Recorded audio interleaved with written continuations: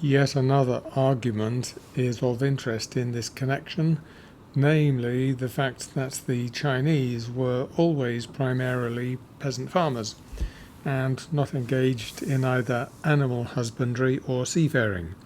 Note: this contrast was, I think, first appreciated by André Haudricourt. See his article, Haudricourt, 1962, page 46. These two latter occupations encourage excessive command and obedience. The cowboy or shepherd drives his animals about. The sea captain gives orders to his crew, which are neglected at the peril of everyone's life on board. But the peasant farmer, once he has done all that is necessary for the crops, must wait for them to come up. A famous parable in Chinese philosophical literature derides a man of Song who was discontented with the growth rate of his plants and started to pull at them to help them come up. Note: see Science and Civilization in China, Volume 2, page 576. End of note. Force, therefore, was always the wrong way of doing things. Hence, civil persuasion rather than military might was always the correct way of doing things, and everything that one could say for the position of the soldier vis-à-vis the civil official holds good, mutatis mutandis, for the merchant.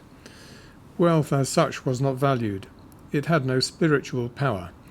It could give comfort, but not wisdom, and in China affluence carried comparatively little prestige.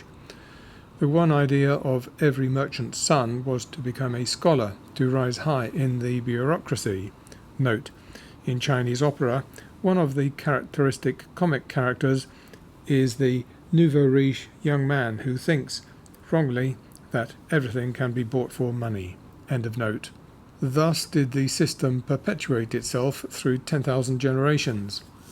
I am not sure that it is still not alive, though raised, of course, to a higher plane, for is not the party official, whose position is quite irrelevant to the accidents of his birth, expected to despise both aristocratic values on the one hand and acquisitive values on the other?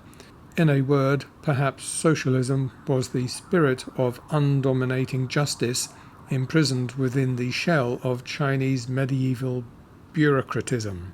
Note: of course, the medieval mandarinate was part of an exploiting system, like those of Western feudalism and capitalism, but as a non-hereditary elite, it did oppose both aristocratic and mercantile ways of life. Compare the work by Brandt, Schwartz and Fairbank, 1952, and Needham, 1960b, in 1969a. End of note. Basic Chinese traditions may perhaps be more congruent with the scientific world cooperative commonwealth than those of Europe. Between 1920 and 1934 there were great discussions in the Soviet Union and elsewhere about what Marx had meant by the Asiatic mode of production.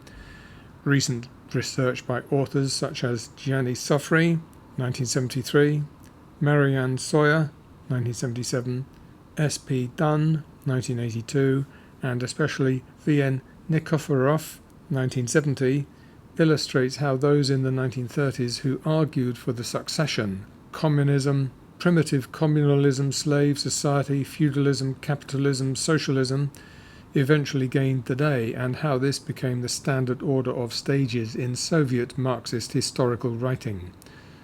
The climate of dogmatism which prevailed in the social sciences during the personality cult period clearly played an important role in this situation.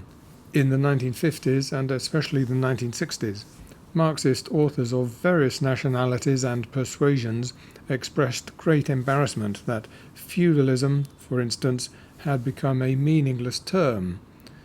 Note: Simon, 1962, page 183.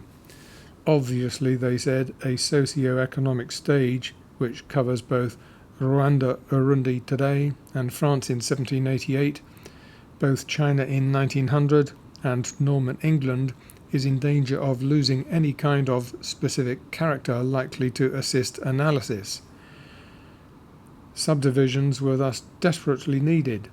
Joan Simon posed the rehabilitation of Marx's Asiatic mode, or even several modes, to enable a differentiation of the nomenclature between regional variations. The use of the term proto-feudal, which I believe I myself invented, was also recommended for a single basic stage, which then developed in various ways. Since then, the publication of Marx's Grundrisse, 1973, in other West European languages, and more recently the publication of his ethnological notebooks by Lawrence Crowder, 1974 and 1975, have gone a long way towards making known and disseminating the original views of Marx and Engels on such subjects. However, in regard to our specific concern, the nature of traditional Chinese society, we still await an analysis, whether in terms of the Asiatic mode of production or otherwise, that is completely convincing. One great question is whether Marx and Engels regarded this as something qualitatively different from one or the other of the classically distinguished types of society in the rest of the world, or only quantitatively different. It is not yet clear whether they saw it as essentially a transitory situation, though in some cases it might be capable of age-long stabilization, or whether they thought of bureaucratism as a fourth fundamental type of class society. Was the Asiatic mode of production simply a variation of classical feudalism? Some Chinese historians have certainly regarded it as a special type of feudalism, but sometimes Marx and Engels seem to speak as if they did consider it as something qualitatively different from slave production or feudal production. There was also always the question how far the conceptions of bureaucratic feudalism might be applicable to pre-Columbian America or other societies such as medieval Ceylon, Sri Lanka. For many years it was usual for the name of Wittfogel to be mentioned with aversion in Marxist writings on this topic. During the Hitler period, Wittfogel migrated from Germany to America, where he lived and worked until his death. Note: see Wittfogel 1978, which is largely autobiographical. End of note. He was a great brandisher of tomahawks in the intellectual Cold War, and those writers who regard his book Oriental Despotism as propaganda directed against Russia and China, old and new, or against Asian cultures generally, are only too probably correct. Note: Wittfogel 1957. Among the many critiques of Wittfogel's ideas may be mentioned an interesting study from the juristic point of view by Lee, 1964. End of note.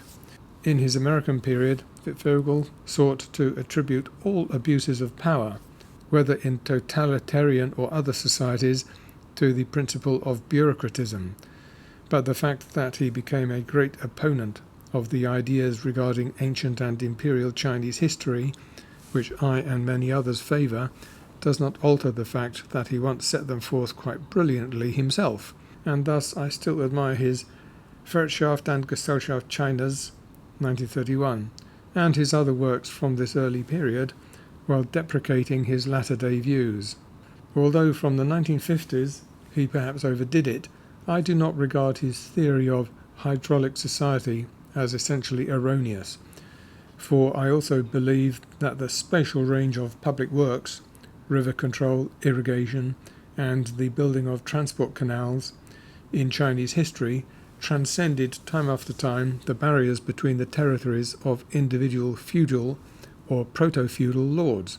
It thus invariably tended to concentrate power at the centre, i.e. in the bureaucratic apparatus, arched above the granular mass of tribal clan villages. Note: this argument is exactly stated in Yen Tie Lun, Discourses on Salt and Iron, of about 80 BC, chapter 13, page 12. See Science and Civilization in China, volume 4, part 3, pages 264 and following. End of note. I think it played an important part, therefore, in making Chinese feudalism bureaucratic. Of course, it does not matter from the standpoint of the historian of science and technology how different Chinese feudalism was from European feudalism, but it has got to be different enough and I firmly believe it was different enough, to account for the total inhibition of capitalism and modern science in China as against the successful development of both these features in the West. As for bureaucracy, it is sheer nonsense to lay all social evil at its door. But was it actually productive in fostering science? I doubt it.